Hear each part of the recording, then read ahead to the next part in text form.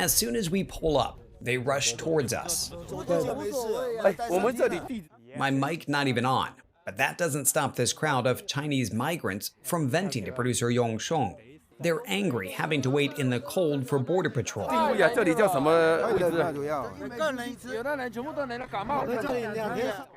This is just one of 3 makeshift border camps we stop at in eastern San Diego County. Alongside migrants from Latin America, at each camp, we meet dozens from China. The numbers reflect the surge. From 2013 to 2022, CBP recorded fewer than 16,000 Chinese migrants illegally crossing the U.S. southern border. This past year alone, more than 31,000. That's roughly double the prior 10 years combined.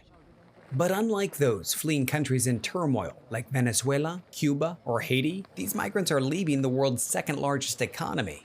What was the reason you left China? Their answers vary. His family is poor. Most cite deepening financial hardships, despite the Chinese government's narrative of a steadily rebounding economy. How did you get here? How did you get to Southern California? Their trek north primarily starts in one Latin American country, where Chinese do not need visas to enter. To Ecuador. How many of you here came through Ecuador?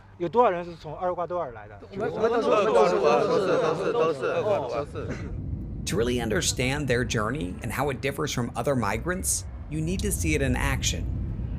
We touched down in Ecuador's capital, Quito, and standing outside of international arrivals, we noticed this man, Chinese? a hired driver, scrolling through photos and messages in Chinese.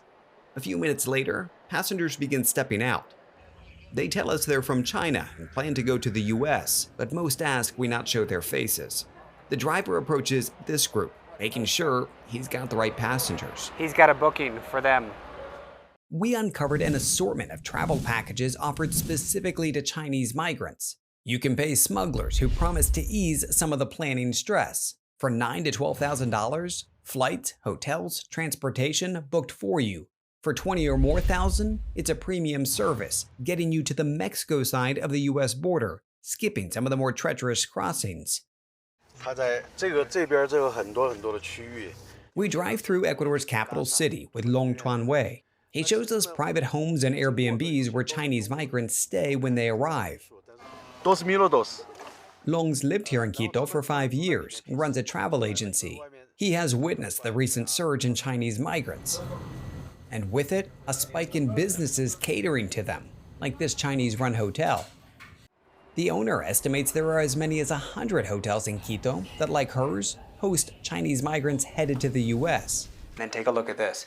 They've got essentially a how-to guide to go from here and to continue north. And they tell you here how many days you should be preparing, vaccinations you might need, other documents you should carry with you. They even mention bringing $300 and hiding that amount of money because of presumably being robbed at some point and needing cash as a backup. It's advice Zheng Shiqing could have used a few days earlier. Your parents still think you're in China? They have no idea you left? Yeah. We meet the 28-year-old back in Quito after he was robbed at gunpoint in Colombia.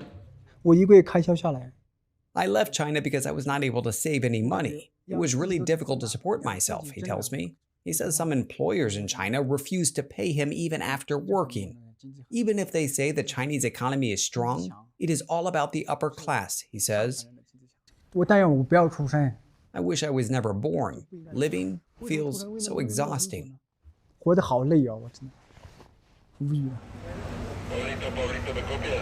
After saving up enough to restart his trek, Zheng heads to this Quito bus station, where ticket sellers hold up signs like this one in Chinese. It reads, "To Tulcan, Colombian border."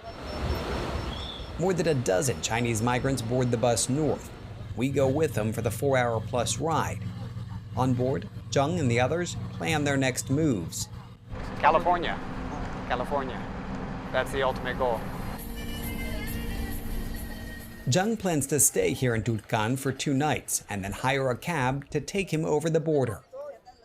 As a lot of the Chinese migrants are able to pay their way in taxi to get to the international bridge crossing from Ecuador to Colombia, we've noticed a lot of folks, migrants from Latin American countries like these over here, not having the money to do that, so they walk.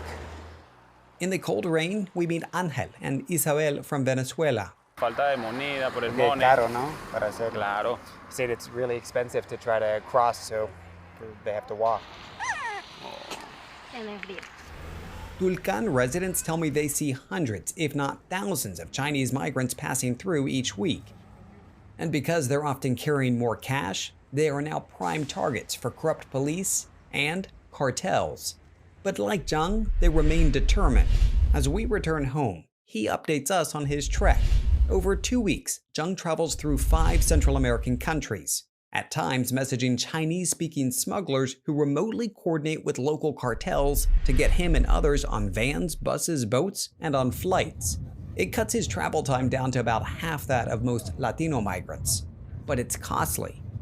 By the time he reaches northern Mexico, he has spent more than $10,000, with one more border to go.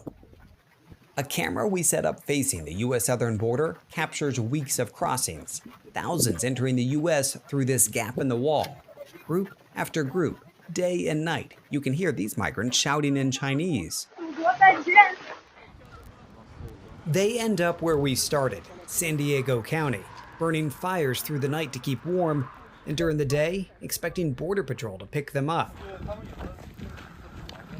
Just before New Year's, Zhang messages us that he too has crossed into the US and is waiting to be processed for asylum. American. Joining the thousands who've crossed before him and the many more to come.